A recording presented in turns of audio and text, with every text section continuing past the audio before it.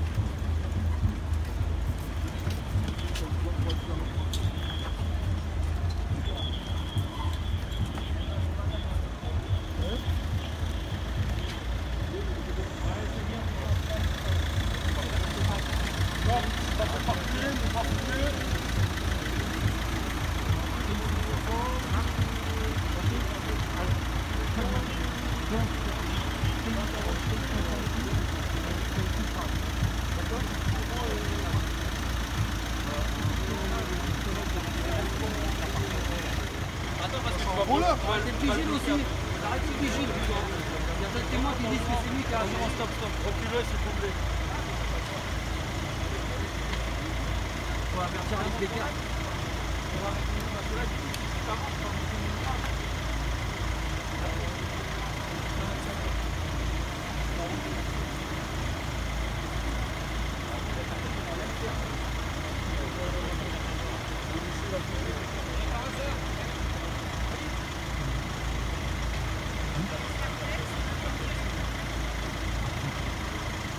C'est quoi le nom de famille? Bébéchki, c'est ça? David Bébéchki, c'est ça? David Bébéchki. Bébéchki? Ouais, avocat.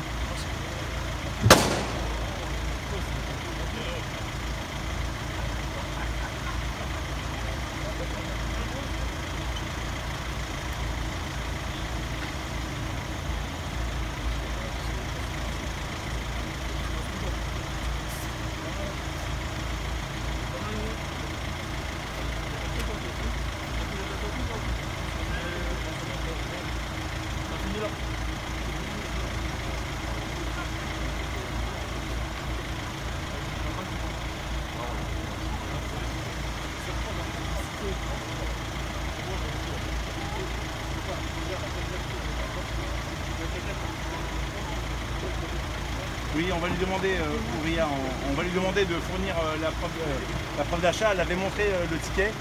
Je rappelle, certains gilets jaunes sont rentrés dans Lidl pour acheter de l'eau, puisque Franprix et Monoprix avaient baissé les rideaux. Et Walid, entre autres, a été, avec d'autres personnes, chercher les packs d'eau. Les packs ont bien été payés. Et l'agent de sécurité a refusé de le laisser passer, une altercation s'en est suivie. Puis ils les ont fait sortir par l'arrière et on ne sait pour quelle raison. Oui. Et on ne sait pour quelle raison Walid a été interpellé par ce là. Alors que le commissaire qui supervise la manifestation a dit qu'il allait être libéré un petit peu plus tard, c'est juste un contrôle parce que... Ah, c'est mentir. S'il vous plaît, vous pourriez lui donner un petit peu d'eau, il y a une bouteille. Tu as bu? Walid, tu veux qu'on appelle Alice? Non, je vais prendre David. David? Ouais, il est là, David, je vais l'appeler. Je vais l'appeler.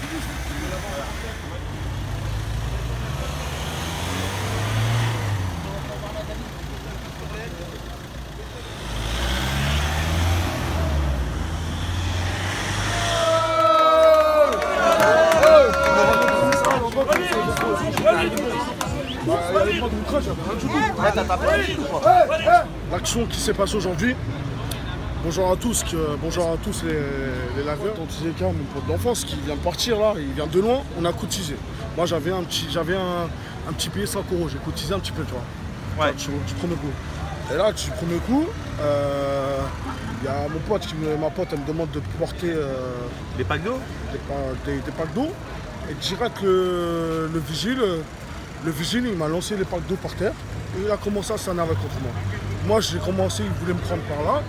Et moi, j'ai commencé à le prendre par là, tu vois. D'accord, il y a eu une bousculade entre vous deux. On a espété, on s'est pas donné des coups, il n'y avait pas de coups, rien. J'ai dit, viens, arrête de faire de main. Il y avait, du premier coup, on est parti chercher la caissière. J'ai dit, venez, on va voir le monsieur. Regardez, mes collègues, ils sont en train de payer, vraiment. La caissière, elle me dit, ok, ça marche. Il a commencé à s'énerver contre moi. On a continué à se battre, vraiment, à plein de trucs. Et il a continué. Mais, ce vigile, il est narnard dans sa tête. Vous connaissez des vigiles comme ça. Le mec, il croyait que j'avais volé quelque chose. Je vais faire quoi, aller voler? Je préfère même crever de faim, même j'ai pas d'argent. Je m'en bats la race. Moi, j'ai fait ça pour les gens. Ils avaient tous soif. On est partis tous à Franprix pour aller boire. Les gens, ils avaient soif. Ils avaient besoin de boire. On va pas marcher, crever de soif. On est tous des Français. On est obligés. Là, on a vu qu'il y avait... Et après, je suis sorti. Les CRS, ils ont commencé à me lancer mon pack d'eau. Je fais, qu'est-ce qui se passe encore? Là, du premier coup, la préfecture a demandé au CRS, ils venaient m'interpeller. J'ai parlé avec les forces de l'ordre, vous étiez là, vous étiez en train de me filmer. Vraiment, j'ai parlé avec les forces de l'ordre. Il n'y avait pas de rébellion contre les forces de l'ordre. Il n'y avait rien du tout. Pas d'outrage, pas de rébellion, rien du tout. Ouais, ouais. Ils m'ont fait attendre. Je suis parti au commissariat, j'étais dans la voiture. Dans quel commissariat? Dans 19e. 19e. Du premier coup, ils m'ont ramené là-bas. On a entendu dans la voiture, ils voulaient avoir plus d'infos que pour moi. Est-ce qu'il y a eu un outrage? Est-ce qu'il y a eu ça? J'ai parlé avec le policier, il y avait un outrage, je dirais la vérité. Oui, j'ai fait ça, j'ai fait ça, j'ai fait ça. Il n'y avait pas d'autre. C'est vrai que tu as toujours reconnu les faits. Moi, je reconnais mes faits. Moi, j'ai fait quelque chose, je reconnais mes faits. Et du premier coup, ils m'ont fait attendre au commissariat. Regardez, je vous montre les traces des menottes. Les traces des menottes qui m'ont fait attendre comme des chiens. C'était avec Serflex, d'abord menottes et puis Après, Serflex. voilà. Ça, c'est grave, ça. Je pouvais mourir. Je pouvais mourir, ça. Je pouvais tomber dans les pommes, je pouvais mourir. Tu vois. Ça, avec le sang qu'on a ici, on pouvait mourir. Du premier coup, on m'a fait attendre le PJ. Le PJ, dans tous les cas, il m'a parlé, il a regardé le papier. Il a dit, vous interpellez quelqu'un, il n'y avait pas d'outrage. Il n'y avait rien, il n'y avait pas de rébellion. Il n'y avait qu'une histoire avec le vigile. Rien du tout. Il m'a dit, je lui ai dit, ouais, je vous connais, monsieur, et tout. Il m'a dit, oui, je vous connais, et tout. C'est la première fois que je vous vois, et tout. Il était sympa avec moi. Et du premier coup, il m'a dit, je ne passe pas en garde à vue. J'ai dit, alhamdoulilah, je voulais appeler David, parce que Alice Baker, elle est en vacances. Donc, c'est cas, je voulais appeler l'avocat David. C'est ce que je lui ai dit là. Attends, je voulais appeler David pour faire l'audition aujourd'hui ou l'audition jusqu'à lundi. Il voulait faire une audition jusqu'à lundi. Mais le PJ, dans tous les cas, il m'a dit, il n'y a pas de truc grave. Il n'y avait rien du tout. J'ai dit dans ma tête, je vais faire mon audition. Je ne vais pas appeler David pour dire, on a une audition lundi. Peut-être David, il a des trucs à faire. Excuse-moi. Peut-être l'avocat, il avait des trucs à faire. Lundi, il y avait une audition. Du premier coup, j'ai fait une petite audition aujourd'hui. Ils étaient sympas avec moi. Ils étaient respectueux. Ils étaient énervés parce que vous remplissez les papiers interpellation, il met pas qui s'est passé. Rien du tout. Et le PJ, il ne peut pas savoir. Il peut pas savoir. Attends. Il peut pas savoir vraiment, il y avait un outrage. D'accord. Et je te réponds, je vais te répondre à ta question.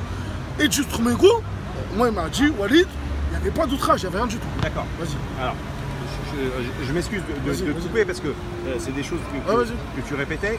Donc, aucun policier n'a porté plainte pour outrage ou rébellion.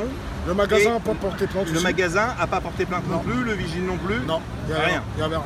Bah, écoute, on est satisfait de ce dénouement. Merci à vous, mais dans tous les cas, plus David, dans tous les cas, je voulais l'appeler parce que Alice Baker, elle est en vacances et tout, je voulais appeler David pour venir à l'audition. Mais c'était une audition. Non, mais je voulais t'appeler, il m'a dit que l'audition, il m'a dit que c'était pas un truc grave. Non, mais tu vois, il n'y avait rien du tout. Ils t'ont auditionné quand même. Ils m'ont auditionné pour faire sortir. Ils voulaient me faire une convocation. Ils voulaient me faire une convocation lundi à 9h pour l'audition. Ouais, non, t'as bien fait l'audition. Ok. Mais normalement, ils auraient dû te mettre en garde à vue parce que c'est quoi qui te reprochait pendant l'audition? Un outrage? Non, il n'y avait pas d'outrage là. Non, mais Là, c'est contre un mec de la sécu. Avec le mec de la sécu. Il n'y avait pas de plainte. D'accord. Ah, il n'a pas déposé plainte. Non, ils n'ont pas posé plainte le magasin et rien du tout. Bon, bah c'est bon. Ils ont appelé le magasin, ils ne veulent pas porter plainte. Il y avait les personnes à payer, dans tous les cas, ils ont donné l'argent. D'accord. On a tous cotisé. Ah, c'est parce que, bon, comme on a vu dans les images, on voit que tu te bagarres. C'est un peu impressionnant parce que. Ouais, mais il n'y avait pas de. Dans tous les cas, ils ont appelé le magasin. Ils ont appelé, le magasin. Ils ont dit on porte pas plainte. Alors le PJ m'a demandé on vous fait sortir. Bah voilà, ouais, parce qu'il n'y a pas de. Voilà, bah écoute, merci beaucoup Walid. On a pensé à toi, on a eu peur pour toi quand même parce que. En fait, on a vu la scène dans le magasin où tu te badais, on se dit oh là là, qu'est-ce qui se passe et tout quoi. Voilà, donc voilà, bonne nouvelle. En fait, ils t'amènent dans un commissariat dans lequel ils font pas partie. Donc quand le commissariat reçoit en fait la personne qui a été arrêtée, elle ne sait même pas pourquoi. Tu vois, les flics qui ramènent la personne, ils disent il a commis un outrage, etc. Voilà. Il y a un problème de coordination. Mais bon, voilà, il est sorti. Mais ce qui est important, c'est que le magasin n'ait pas déposé plainte. Parce que si le magasin avait déposé plainte, là par contre, il aurait été en garde à vue. Mais là, il n'y avait pas matière à déposer plainte. Oui, mais si tu veux, bon, la garde à vue sert aussi à une enquête. Si le magasin avait déposé plainte, il y aurait eu une audition de l'agent de sécurité avec qui il a eu l'altercation. Ça aurait été beaucoup plus long, tu vois. Donc forcément, ils auraient été obligés de le mettre en garde à vue. Là, comme il n'y a pas de plaignant, comme il n'y a pas d'outrage, à partir de là, il est relâché. C'est une situation complètement normale. Est-ce que c'est possible, je pose une question, qu'il y ait une cellule ambulante tout au long de la manifestation qui, justement, au lieu d'emmener les gens à l'autre bout de la ville et garder en rétention, par exemple Walid, quasiment 5 heures, est-ce que c'est possible qu'il y ait une unité mobile qui se déplace tout au long de la manifestation? Alors, je vais dire comment ça se passe généralement. Quand ils arrêtent les gens pendant la manifestation, les dispatchs dans les commissariats. D'accord. Tu vois, t'as pas en fait un commissariat précisément pour les gens qui se font arrêter. Ça peut être le commissariat du 19e arrondissement, du 20e, du 13e. Voilà comme ils procèdent en fait. T'as pas de... Parce que souvent ce qu'ils font, quand ils arrêtent les gens, ils les groupent et après ils s'envoient, ils les dispatchent. Voilà, ça se passe comme ça et puis après les commissariats appellent les avocats si la personne est en garde à vue. Donc il y a ça. Il y a autre chose, alors ça c'est pour les contrôles d'identité. Généralement c'est un peu le même système, sauf que souvent ils sont au même endroit. Par exemple, quand il est arrivé pendant le mouvement des Gilets jaunes, il y avait plein de NAS, tu vois, parce qu'il y avait des manifestations sauvages. Et en fait, ce qu'ils faisaient, ils mettaient les gens dans des camions, hein, comme sous Vichy, des cars même, c'était des cars, et ils les emmenaient, je crois, à un commissariat qui est vers Porte d'Aubervilliers, je crois, c'est un commissariat qui est assez grand, et ils parquaient les gens là-dedans, quoi, tu vois. Et voilà, ça, c'est ce qui risque d'arriver peut-être le 12 septembre, parce que s'il y a du nombre, s'ils veulent en fait arrêter des gens pour contrôler leur identité, il y aura les camions comme sous Vichy et ils les emmèneront à Porte d'Aubervilliers, les gens seront retenus 2 ou 3 heures et ils seront relâchés, quoi. Parce que ce qui est important de dire, c'est que ils peuvent t'arrêter normalement si tu n'es pas en mesure de justifier ton identité. D'accord. Voilà. Mais souvent en fait ils violent la loi sous le prétexte d'un contrôle d'identité, en fait ils te gardent en rétention. Parce que les textes du code pénal, du code de procédure pénale, prévoient en fait qu'une personne qui n'a pas son identité, qui n'est pas en mesure de justifier son identité, peut faire l'objet d'une rétention de 4 heures. D'accord. Donc au bout de 4 heures, ils sont obligés de te relâcher. Mais si quelqu'un c'est peut... pas une garde à vue, hein. Tu n'as pas le droit à un avocat, Ouais. c'est une rétention pendant 4 heures. Une rétention administrative, juste Voilà, pour... une rétention pour juste vérifier en fait ton identité. Et comme je te dis, en fait, c'est pas du tout respecté, puisque les gens, enfin, en tout cas à l'époque, l'année dernière, ils montraient leur carte d'identité et ils les emmenaient quand même en rétention et les gens sortaient au bout de 2 heures ou 3 heures. D'accord. C'est ce qui risque d'arriver, enfin j'espère pas, le 12 septembre, puisque c'est une manifestation non déclarée. Donc là, ils seront en mesure en fait de vérifier l'identité des gens, quoi. Maître, vous faites un point d'honneur d'être présent à toutes ces manifestations pour assurer un droit. Non, mais je suis comme eux, hein. Moi de toute façon, moi je suis un militant. Alors, vous avez monté le collectif Gilets jaunes ouais, Robe Noire Gilets jaunes, parce que moi si tu veux, à la base, voilà, je suis très militant pour la démocratie directe. Et je trouve, voilà, et puis c'est des gens qui sont dans des situations souvent sociales difficiles. Moi par le passé j'ai eu d'autres combats, hein, pour les sans-abri.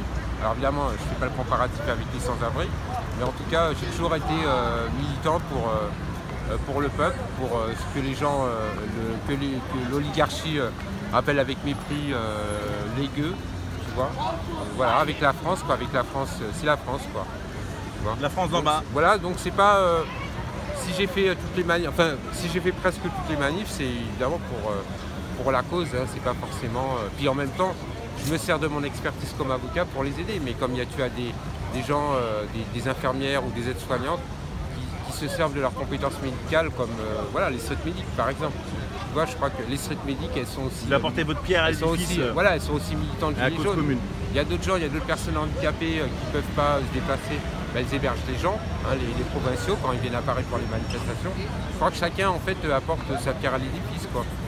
Vous êtes médias indépendants. Je suppose que quand même vous épousez un petit peu notre cause. Hein. Je vous ai pas vu dans des manifs d'extrême droite, tu vois. Donc je pense que vous êtes sensible à la cause Gilets jaunes. Donc voilà, voilà, les Gilets jaunes c'est toute une famille. On est sensible à donner l'information vraie avant tout. Oui, oui mais c'est ce que réclament aussi les Gilets jaunes. C'est un droit à la transparence, tu vois. C'est ça, tout à fait. Ce qui fait qu'on fait, voilà, les Gilets jaunes c'est un village qui a ses médias indépendants, qui a ses avocats, qui a ses street medics. Voilà, c'est tout le monde en fait, c'est comme le village des Schtroumpfs, tu vois, sauf qu'ils sont pas bleus, ils sont jaunes. Mais voilà, c'est un peu un petit état dans un état, tu vois. Et malheureusement, avec la crise économique qui arrive, ça va être ça en fait. Tu auras d'un côté les gens pauvres, moyennement pauvres qui auront du mal à s'en sortir, et de l'autre côté, tu auras l'élite, entre guillemets, politique, les cadres de direction, voilà. En fait, on va voir une France qui est vraiment coupée par en deux. Tu auras 2 tiers, voilà, tu auras 2 tiers des pauvres et 1 tiers des gens qui qui auront tout en fait, voilà, qui posséderont toutes les richesses en France. Et ce qu'on appelle, en fait, moi quand j'étais collégien et lycéen, on me disait que c'est voilà, c'est le critère du pays sous-développé. Tu vois, le critère du pays sous-développé, c'est quand tu as une petite partie en fait de l'État en fait qui possède tout et que le reste de la population est pauvre. Donc on se dirige malheureusement vers, ça prendra des années et ça va arriver vers un pays sous-développé à mon sens. À moins que d'ici là il y ait une rébellion, qu'il y ait une révolte qui permet en fait de remettre les choses dans leur bon ordre.